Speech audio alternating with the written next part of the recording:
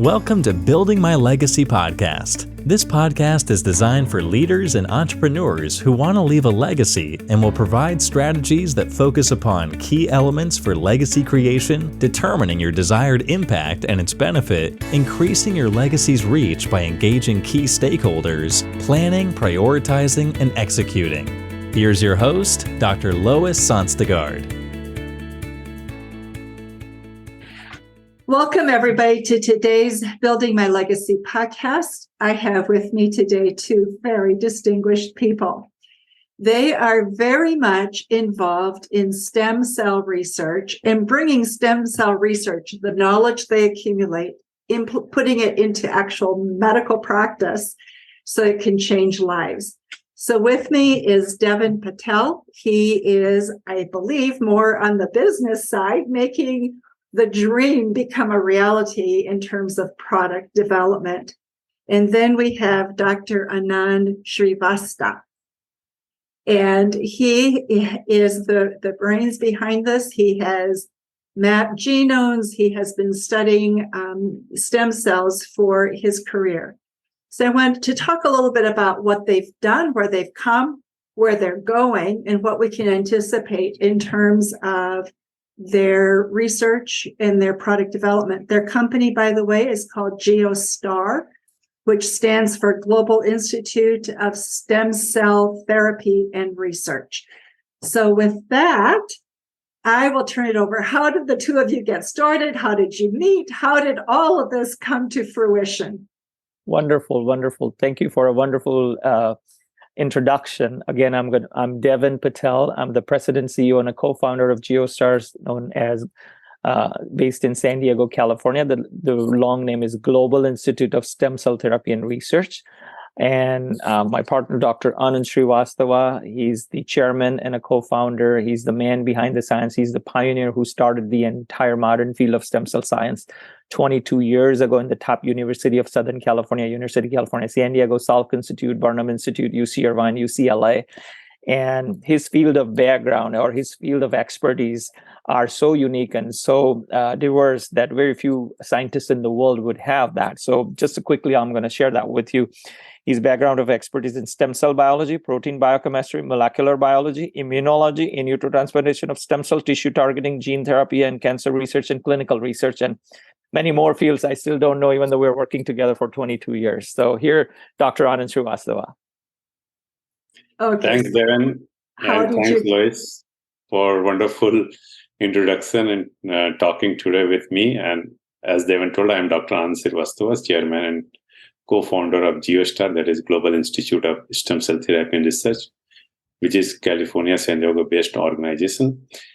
And this is an interesting journey, actually. I'm working last almost 35 years in the field of academics and life science. So I started my journey from India. You can easily understand from my maybe accent. My mother tongue, that is Hindi, but of course we are talking in English right now. So I born in India, and I studied and completed my PhD, one of the best university of India called Banaras Hindu University. And so after doing my PhD, I was immediately awarded by Government of India to carry out my scientific career. And I was always interested to know how this metabolic diseases happens, and secondly, how we may really manage it, because there is still today, you'll be surprised to know that we do not have any treatment for metabolic diseases. We have only managements. We cannot treat any metabolic disease. This is so sad, but this is the fact. And if critically you think, I do not want to go in much detail, but almost 70% of entire human disease contains the metabolic diseases, starting from cancer to degenerative diseases, losing the function of any organ, damage of the organs. So, and these metabolic diseases, aging itself is, so it's a big question mark. And, the dementia and Alzheimer's and Parkinson's, where your neural system gets problem. So when I received this award from Government of India to work and advance my scientific career, I wanted to understand how we can manage this Alzheimer's. And I knew, and India has very ancient knowledge related to several kind of herbal products or plant products, to use those plant products for medicinal use. And this modern medicine started 100 years back, but diseases of human beings started thousands and thousands years back. That time this modern medicine was not there, but still humans were getting treated.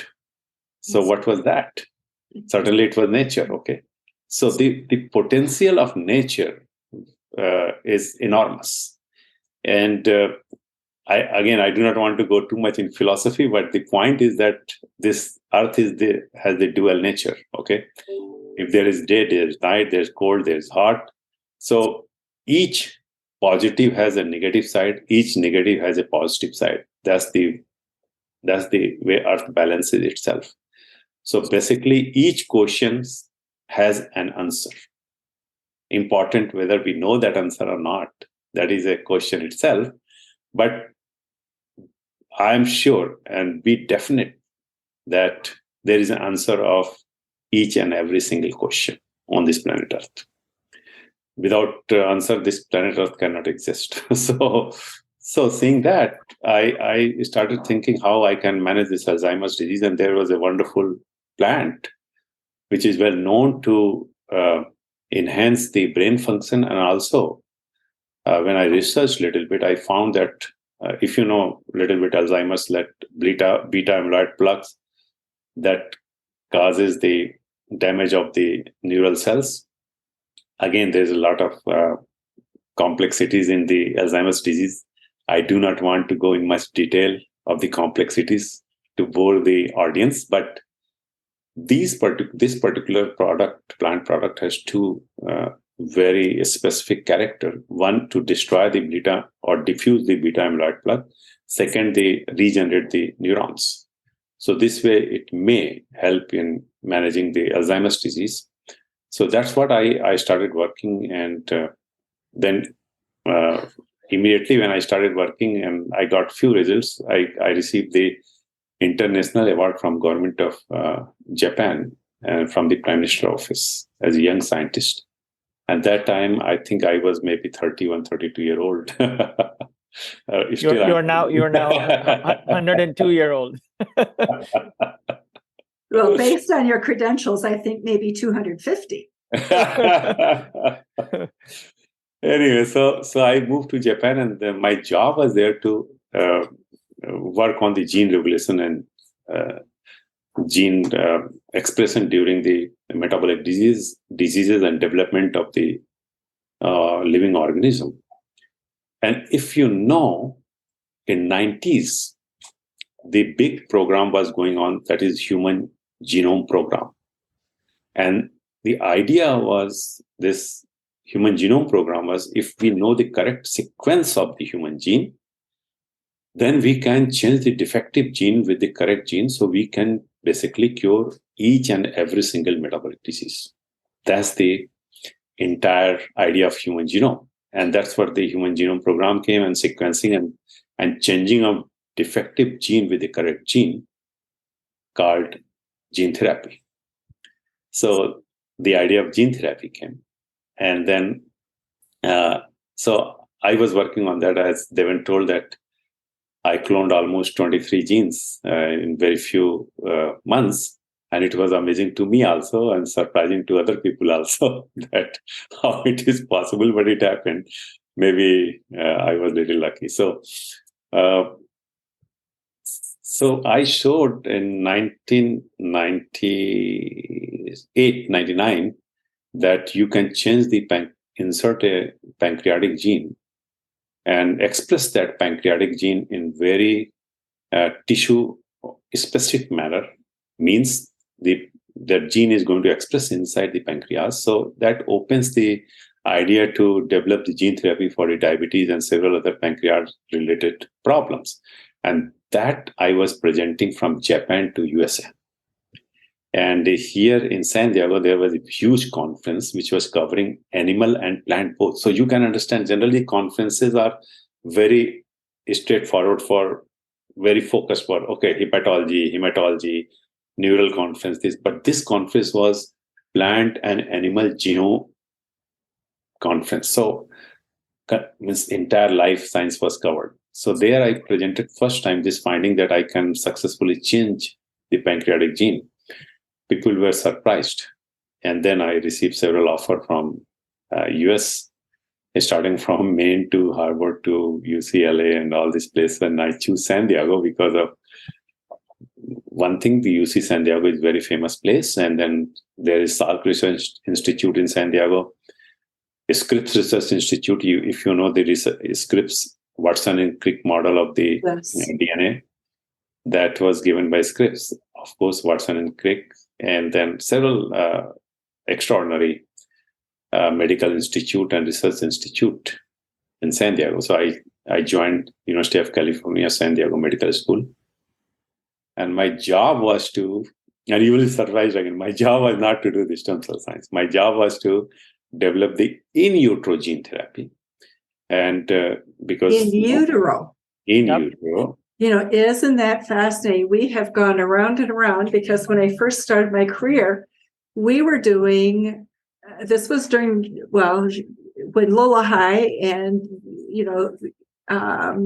those people were around doing cardiovascular surgery. Our thinking then was if we could do in utero surgery in neonates, they would recover faster, first of all. And secondly, they would be born without the severity of disease. So it's very interesting that you're doing that.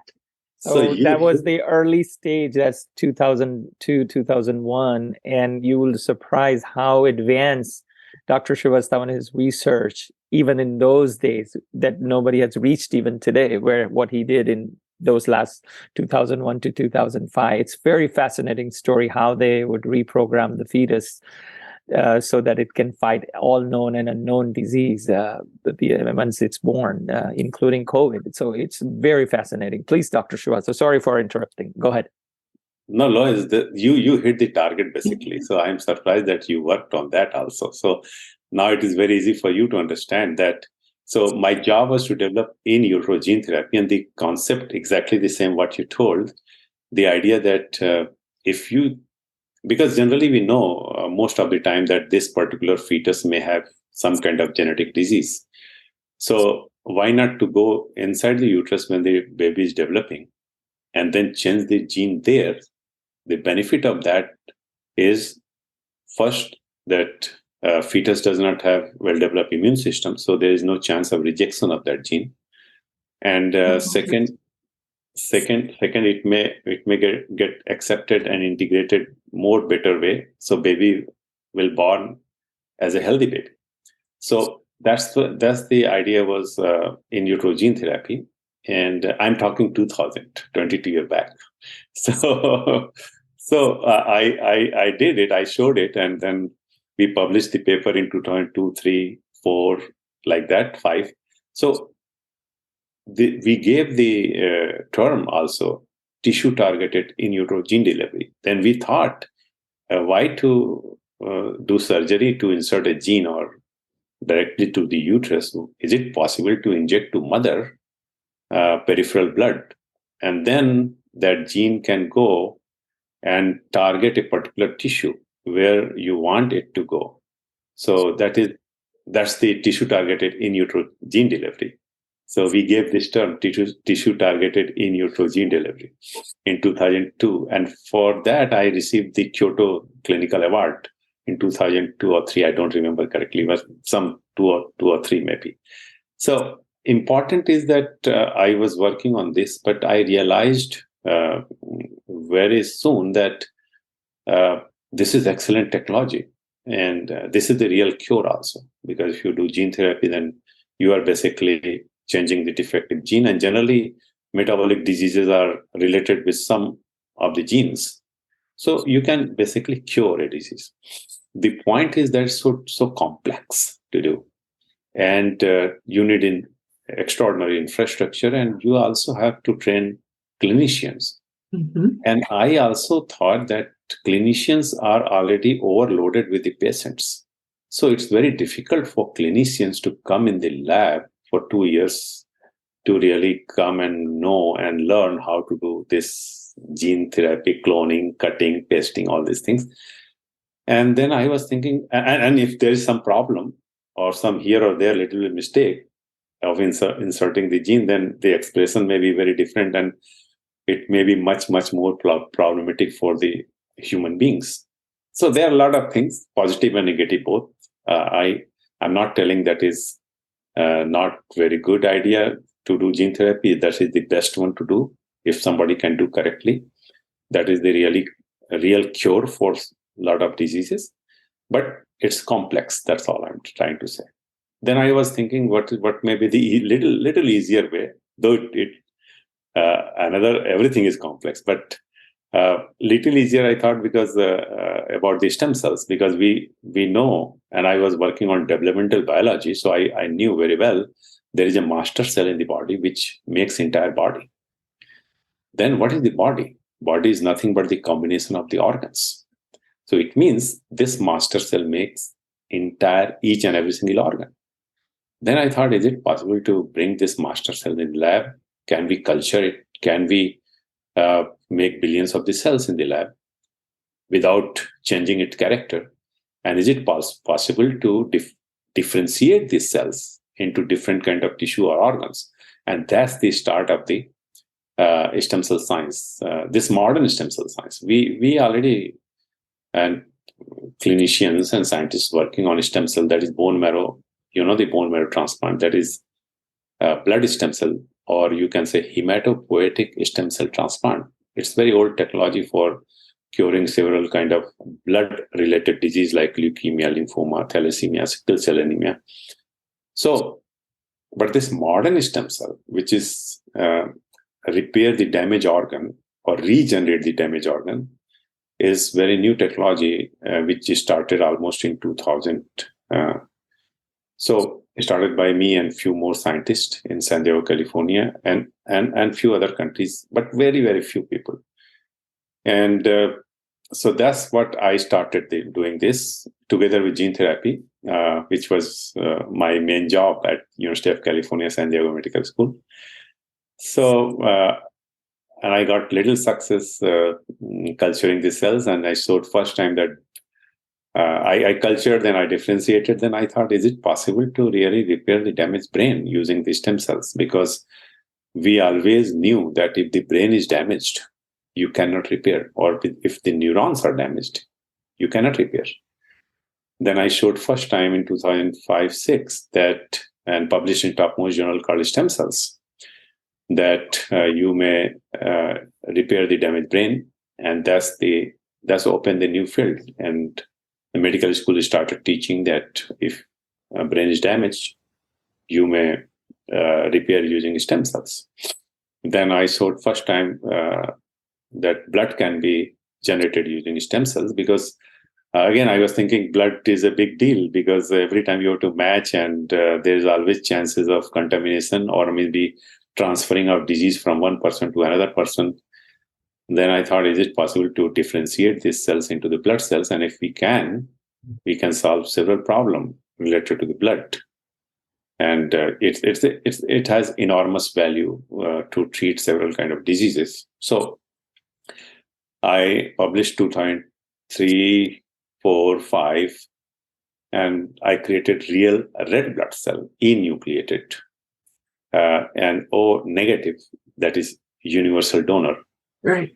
And that's right now we are under the process of going for clinical trial and manufacturing in the bioreactor to produce in large amount for human use. But that Deven will tell in much detail about that to you.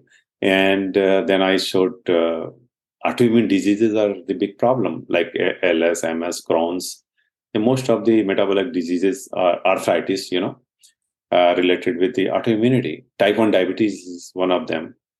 So I showed first time in 2007, again published that autoimmune diseases may be and Crohn's disease may be managed using stem cells. So a lot of things. And then because stem cells may regenerate the damaged organ, that's the reason it's also called regenerative medicine. So that's my journey with stem cell science. And right now, we are having several clinic and institute around the world, and then we'll tell much more detail about all those things. So Louis, this is my journey in short. Your journey is remarkable. It's fascinating. So let me ask you some questions and I want to talk about your hospitals, because you're building stem cell regeneration hospitals, and you're doing that in India. But before we go there, I want to ask you a little bit more about stem cell, because in a sense, there's a controversy about using stem cells, right? How do we get stem cells? Where do we get them from? And so would you speak to that a little bit? Because part of what I'm understanding is you're growing them using very different mediums appropriate to what it is that you're working on. But would you please speak to that a bit? So a stem cell which we are using right now is adult stem cell. That's called, most of the time we are using mesenchymal stem cell, and is coming from adipose tissues or cord or peripheral blood or bone marrow. So there's no controversy was in early 2000 to 2004, and that is also a very interesting story, actually. So that was the embryonic stem cell, and that time the embryonic stem cell, for the research purpose, it started from the embryonic stem cell, but nobody is using embryonic stem cell right now, because we advanced the science so much that we don't need to use embryonic stem cell. There is another technology called induced pluripotent stem cell, that is iPSCs. Those technology that I can take the skin cell or any adult cell of the body, and I can reverse age that to zero stage. That is called a kind of embryonic stem cell in the lab. So we don't need to use embryonic stem cell. So again, it's a lot of detailing for the things, and I think you have very limited time for us today. So well, we may have to have more conversations, because I think this is very important. We need to look at how are we going to treat and cure some of these problems, because you look in our country, just type 2 diabetes alone, how many people that impacts, right? Yeah, you're right. So Deven, talk a little bit about the hospitals, what it is, how you're bringing this to market, because it's one thing to have knowledge, it's another thing to bring it to market. So we spend a lot of time in research, many years. And at that time, 2001, 2, 3, 4, 5, 6, 7, 2007, 8, there was not much coming to the clinical practices. Everybody's doing research. A lot of money was coming. As Dr. Srivastava said, a $3 billion funding came through Serum, California Institute of Regenerative Medicine, established after 2004 when Arnold Schwarzenegger became a governor, and people of California voted for stem cell research, and $3 billion was basically funded. And that money started coming to the different university bosses, whether they were stem cell experts or not, but they were the top bosses. So they would start getting, but not much into thoughts into bringing it to the clinical practice. And Dr. Srivastava is all about how do we make a difference to the people. His whole career, his whole devotion is to how we make human life better. And our whole founding principles of GIOSTAR is this is the most elite, expensive, and advanced science of mankind. And our job is to make it available to the masses, make it accessible to the masses, make it affordable to the masses. So how do you make most expensive, elite, and advanced science available, affordable, and accessible? It's a tall call. So that's why we started talking around the world to the world governments, presidents, prime ministers, and kings and queens of the countries, and show them a potential of this science, which eventually could help their population to live disease-free life or age without aging, because Dr. Srivastava's early research was all about aging. So he is one of the top guy in the world. And when it comes to the research on aging, he's the top guy in the world. when it comes to stem cell neurology, has a maximum contribution in field of stem cell neurology in the world. So he was the right guy. And he said, I'm frustrated. This has to go to the clinical practices. And we said, okay, forget it. We're going to start our own institute, and we're going to start working around the world, and we're going to start. So we started building our own institute, building our own stem cell research institute, and also our stem cell treatment hospitals. It's a combination. It's bed to bench side. Bench to the bedside. We started working together where we would have our own research labs and clinical labs and the hospital together. So we built the first hospital inaugurated by Prime Minister of India, Narendra Modi, in India in 2011. That was the world's first dedicated multi-specialty tertiary care stem cell treatment hospital, 125 bed with the state-of-the-art lab. And that started the whole process of taking to the masses. And then we develop in Mexico and in other parts of the world, and all over the places wherever those governments were very friendly and wanted us to help them develop their science and bring it to the people. So just right now, we're building world's largest stem cell treatment hospital in the world with the Indian government of India, where all the people who cannot afford will come for the stem cell treatment for lymphoma, leukemia, thalassemia, sickle cell anemia, which would cost us $250,000 in America. It's going to be funded by government, and we have brought the cost down because we're hardcore researchers. We brought the cost down to 95% to almost $15,000 to $25,000 per person. That is per person, and that per treatment or person, and government will be subsidizing all that. So the person who would come there would pay $0. So that allows us to access through. So collaboration with the government allowed us to access to the infrastructure, access to the money, and access to the people. So just in India, we're working with the 4 state governments and developing the stem cell transplant program for a populace of 155 million people. In China, we started working, and then things happened, but huge projects over there too. Then in the Middle East, and also in Thailand, and also in Eastern Europe and Europe, we have a lot of projects coming up. And of course, Mexico and South America, all those places, we have all the projects going on. And then COVID happened and everything went total stop. So Dr. Srivastava, when COVID came in March 2020, if you remember March 2020, 1 month later, when nobody knew what to do with it, how to handle this, he proposed the solutions to US FDA, and we got the US FDA approval to treat COVID patient with our proprietary stem cell treatment. And we treated our first patient in New York who was in coma because of a COVID for 6 weeks. He was paralyzed because he had a stroke. His lungs were damaged. His kidney was damaged. He was on dialysis. His liver was damaged. So basically, this man has no chance. We brought him home. So we were all over the news during that time. So you brought him home. He was recovered. What happened to him neurologically? He's fine. He's back. He recovered neurologically. Yeah, he recovered. Yeah, yes. He's of course he has to do his therapy and everything, but and then we have been able to help several people in that. So what that did, that kind of triggered for us to take that COVID technology public, because that was the emergency approval. So now we have to do full clinical trial to make it work, right?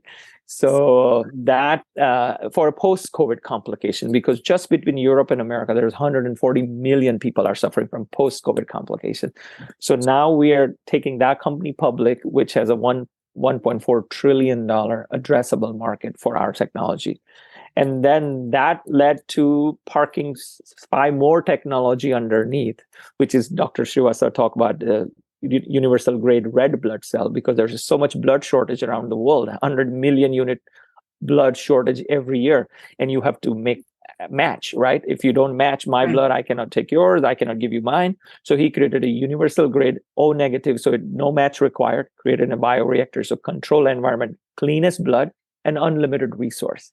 So we parked that technology underneath, then diabetes type 2 clinical trial, then cancer clinical trial, then stem cell-based skincare, and stem cell-based anti-aging treatment. So we are taking those 6 technology, public, first time in 22 years, now we are bringing and creating this opportunity for public to participate and hedge against not only inflation, but to really multiply their money.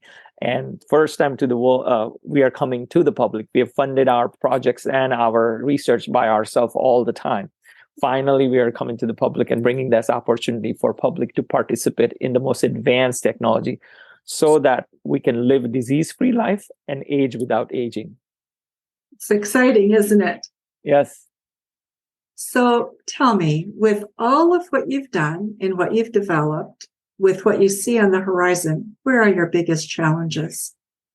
I will let Dr. Srivastava talk about that because he faces challenge every day, because for scientists, no day goes without challenge, because every time they're looking for a new solution, better solution, faster solution, safer solution. So that's the perfect question for Dr. Srivastava. Yeah. So as Deven told, challenges are the name of the research. Research and challenge both are the same word, basically. Research and challenge. Okay. So particularly for the regenerative medicine, or if I talk very specifically about stem cell science, it's still there are a lot of clinical trials are going on, and we have very good system, at least in USA, that is our FDA, who has very specific guidelines for the stem cell science. And if we talk about stem cell, there are two kinds of stem cells. When we use our own stem cells and infuse in our own body to treat some disease, that is called autologous stem cell transplant. And once we use somebody else's stem cells and to treat somebody else's body, that is means there is a donor and another is the host, you can say. So that is called allogeneic stem cell transplant. So both are different. Autologous is much acceptable, and then again it has its benefit as well as shortcomings, because several things may not be treated using that. And it's safe because it's coming from patient own body, going to patient own body. And so safety wise, that is much safer. And I'm not talking only one kind of stem cell, which we are generally using today, that is mesenchymal stem cell. I'm talking all kind of stem cell, like hematopoietic and progenitors, different organ related stem cell. So it's a very vast kind of science. So challenges are a lot. I personally think that we should be, or regulatory agencies should be more open, or maybe change little bit policy related to stem cell science, because stem cell is a natural product. It is not manufactured or synthesized like a chemical. The modern medicine, which we say allopathy or allopathic medicine, that is a synthetic medicine. Okay, whenever we synthesize any chemical, that comes under the allopathic medicine. When we use any natural product, that comes in the herbal medicine, or you can say natural medicine. It is not actually the allopathy, basically, because it's not synthesized inside a factory. It's given by nature. So stem cell is given by nature. And a stem cell is a cell. Cell is the unit of life. Okay, so when I'm saying the unit of life, we have to understand that cell has all those characters a life may have. Okay, every single thing. So when you inject or infuse a cell inside a person's body, that cell cross-talk with that body. That cell has the ability to cross-talk with that body. And depending on that person's entire biochemistry, physiology, molecular biology, and psychology, and lifestyle, that cell may behave accordingly inside the body. So because it is not a chemical, it is not going to work like a physics. It is going to work like a life. Okay. So we cannot pass the data of the cellular therapy or just the data of the cellular therapy on the basis of the chemical therapy. Okay. Because physics is a line, but life is not like a straight line.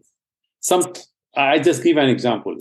I may like something. Suppose 5 people are sitting inside a room. All 5 are not normal people on the definition of a normal people. There is a definition of normal people in medical science. All 5 are coming on the definition of normal people, and they are talking on some sub topic, and all of a sudden one person opens the door, a strange person, and starts shouting on those people.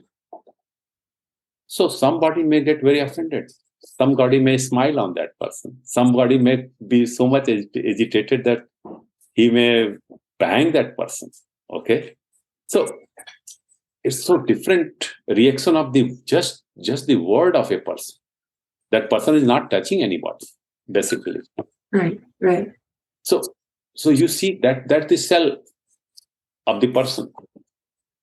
So cell is the same thing. So we have to start thinking, at what level and how to really make a valuable data through the regulatory agency for the cellular therapy. It can never be work or behave like a chemical therapy. So we have to be little bit more, make some regulation which can be based on the how much benefit a cellular therapy is giving, depending on a personal psychology, lifestyle, genetic structure, biological, biochemistry, food habit, hundreds of variations there in each person. So you cannot, it is very difficult. If the regulatory agencies are going to judge the cellular therapy on the basis of chemical therapy, they will never get a statistical significance of the cellular therapy. Because until unless the population of trial is humongous, like maybe 1 million or 2 million people. Right. So what you're saying is what's going on inside that individual, their psychology, their attitude, their mindset, their health lifestyle, that communicates to the cell you have injected that says, yep, I'm going to work with you. Nope, not such a great place to be. You go off and do your own thing. We really don't want you. I mean, is that kind of the chatter that goes on inside the body from what you're saying? You are right. I give you a very simple example again. Suppose a person is very positive person. Very positive. So that is just, I'm giving synonyms of stem cell. Suppose the stem cell is that positive person. Very positive to make everything good. Now you say that positive person you have 20 very depressed person. And now you say this person who is very positive, one person, and live with this 20 depressed person inside a room, inside a home, and make them positive. Okay? And you are not going to open yourself to outside of the world. You live for 2 months with this depressed people to make them positive. You are very positive, and that person is very positive. Do you think that positive person living with 20 depressed people who is not positive at all will not get affected by their depression at all? Yeah. Little bit. But if these 20 people are normal people, but having little bit problem, and then this positive person, and these are also positive person, but having some problem, and this positive person is going to be with them, motivate them, it is easy for this positive person to make these all 20 people more positive and come out with a significant positive result.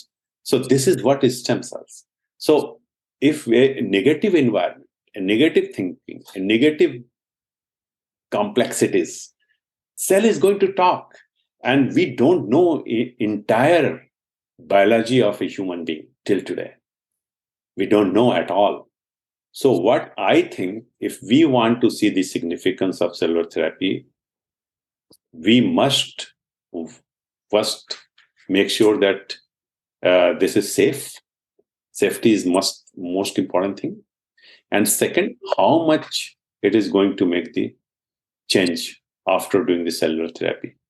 That may be 1%, that may be 10%, depending on that person' entire personality. So, and when I say personality, means biological, genetic, and all these things. Okay. What that means, though, is what you have to control in your research. The variables are unlimited because you're looking at, you take diabetes, for example. We know diet makes a difference. Getting people to actually want to change diet is very difficult, right?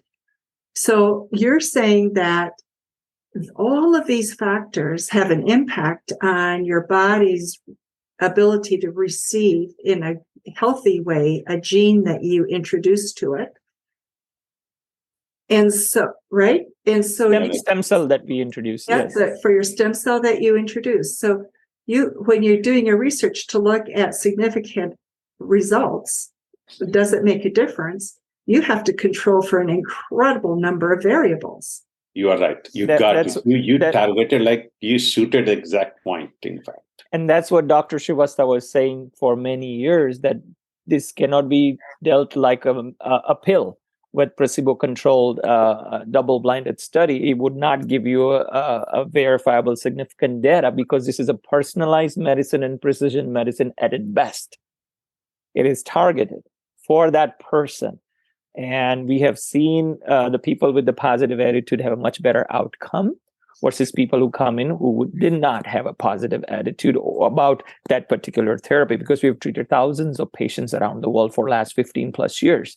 So we have seen that even in our patients' outcome. We have treated all kind of patients from all different kind of diseases around the world. And it is very important that that's why we do pre and post treatments also, where we oxygenate their body. We do many other things to prepare that body and their mind in such a receiving mode. So when the cells are being infused, then these cells can go and do the job that they're designed to do, versus they get lost in the fight. Got it. Wow. What a journey. What a contribution. Our time is almost up. What have we missed out or left out that we absolutely need to cover? And I think we need more conversations on this topic. So what have we missed that you would like to make sure? First of all, thank you so much for asking very important questions. I can see the smile on Dr. Anand's face, like, wow, this person understands my problems and my challenges. So that's great. And we really appreciate your questions. And basically, all we wanted to just cover again is that now finally we have brought this opportunity for people to participate physically in terms of getting rid of their diseases, financially if they wanted to invest, because the first time in 22 years we are bringing this to the public for them to invest so they can hedge against their inflations and multiply their money. And at the same time, we are gearing up for several for clinical trials in EU, European Union, UK, and America, and India. So there will be 4 different places where people may able to participate in these clinical trials. And this is going to be basically, we have already studied the safety. We have plenty of safety data. We have plenty of efficacy data. So people who are coming to this clinical trial is not a guinea pigs, because I do my own stem cell treatment, anti-aging treatment every year. So it is nothing new, or you're hearing from the horse's mouth. I'm the CEO and the co-founder, and I've been doing it for me, for my parents, my family and friends. So, and many, many people, as I said, we have treated thousands of patients. So whoever comes to the clinical trial, they don't have to think that they're guinea pigs. Rather, they're basically participating in the process that we need to go through FDA, so that it can now be available to the masses. Our goal is to make it available to the masses as fast as possible, as safe as possible, and as affordable as possible. And the goal is to bring the cost down so anybody and everybody can afford, so you don't even have to worry about whether your insurance is going to pay or not. And that's why sometimes I kind of come across very feared CEO in the life science, because he's like, this guy is making it all affordable, then where are we going to make money? But if you treat 1 billion people with $1,000, that's a $1 trillion revenue if you really wanted to understand the mathematics. And this world is so huge. There are 8 billion people and we have so many diseases. There's so much opportunity, but in a positive way, not the opportunity to make money. I'm talking about opportunity to really help people live disease-free life and age without aging. Live a disease-free life. I think that's a beautiful way to end our discussion. For those of you who are listening, we will have information about GIOSTAR and about what they're doing. We'll have contact information there so you can get a hold of Deven Patel as well as Dr. Anand Srivastava. There you go.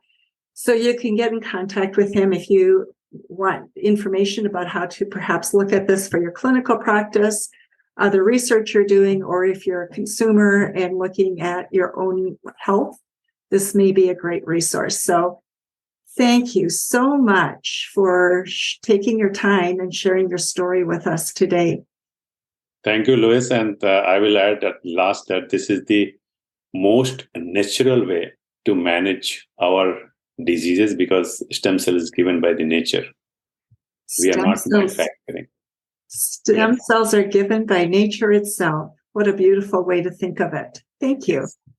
Thank you. For Thank you so much. those of you who are listening to Building My Legacy podcast today, thank you for being with us. And remember, life can be as you create it if you get the right information and the right resources. So take the time to look at the research that's being done and what opportunities are out there for you. Thanks very much.